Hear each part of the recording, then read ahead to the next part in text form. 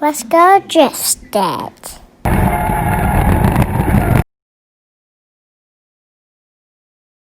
Hey guys, it's Andrew from Drifting Dad Performance, and today I'm going to be showing you how to install the big brake kit that uses the Turbo 2 FC calipers and hubs. Before we start out, this is stock GSL big bearing spindle assembly.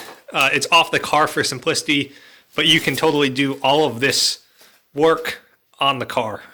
First thing you want to do is obviously remove your wheel, and then you're going to get right to disassembling things.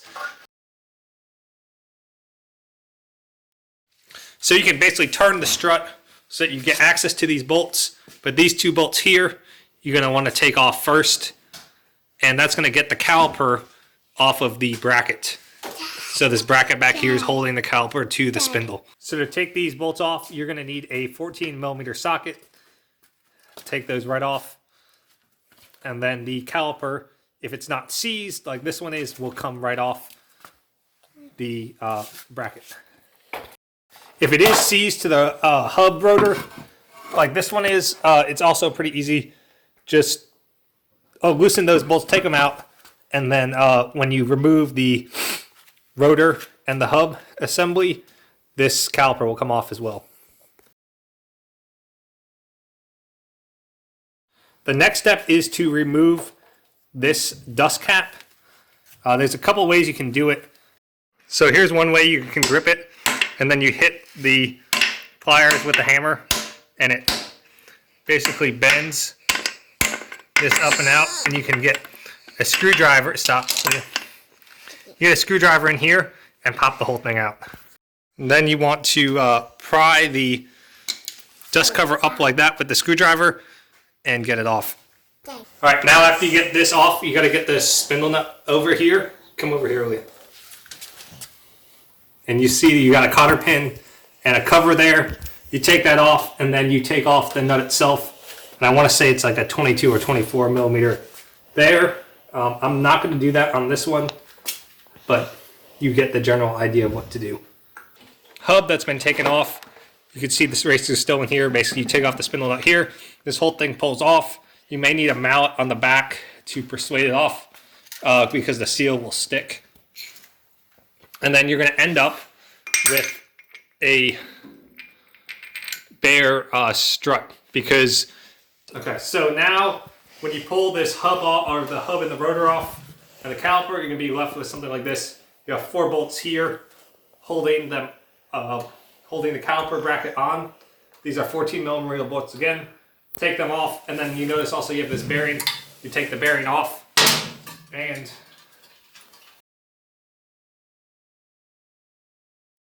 so in your kit you're going to have a number of components.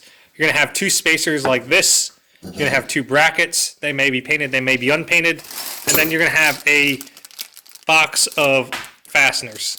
And this is all you need to get the brackets on, but then you're going to need obviously the caliper, the brake calipers, and the hubs off of an RX7, and then you will also need the bearings from the RX7, or at least one of the bearings, the inner bearing. So let me show you how these brackets go on. So first off, this bracket goes like this. Use the same bolts that we're using in the stock one, and you just tighten that up like this. Definitely make sure they're tight. Use Loctite. I would suggest Loctite so that they are secure.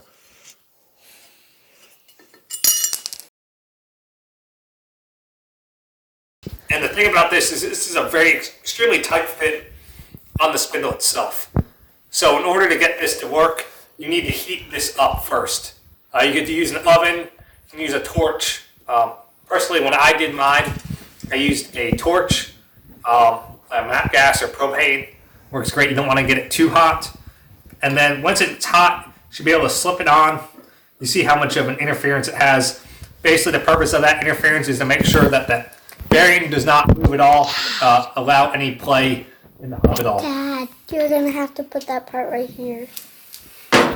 It's clean, Daddy. Is this clean? No, it's not clean. So after you get the piece on, this is just a mock-up piece I use. It's going to look something like this. At this point, the bearing, inner bearing, which is going to be an FC RX7 inner bearing, a 1986 to 91. Any of those bearings on Rock Auto, I'll put the links below. Works great here. You can also use the seal as well. And then you put the FC hub on, which is basically the reverse of taking the old hub off. You put a, because of the change in some of the offsets, you may not be able to get the full spacer or the full washer on, but you can definitely get the nut on and the cotter pin, which I would highly recommend you doing. And then after that, you are ready to install the rotor and then the caliper. The next thing to do is mounting the caliper. The caliper would go here on this side of the bracket, and then you've got these two M12 bolts. You have to Loctite these in and use the supplied lock washer. Otherwise, you have the danger of the calipers coming loose, which would mean you would lose some braking performance. Obviously, that's a huge safety issue. So you want to make sure you have the caliper bolts and the hub torqued down to the correct specs. I believe you need like 60 to 80 pounds at least on the caliper bolts, and then I've got to double check. You basically want to tighten up the hub nut until you have no play back and forth, but there is some information online on how to do that as well. And after that, you should have the complete kit on. I'll show some pictures of the kit installed with the caliper and the rotor and everything. And after that, you just need to attach the brake lines. I ended up using stainless adapters and stainless PTFE lines, but I know you can adopt either the stock ones or use some hard line as well, which I can show a picture of that.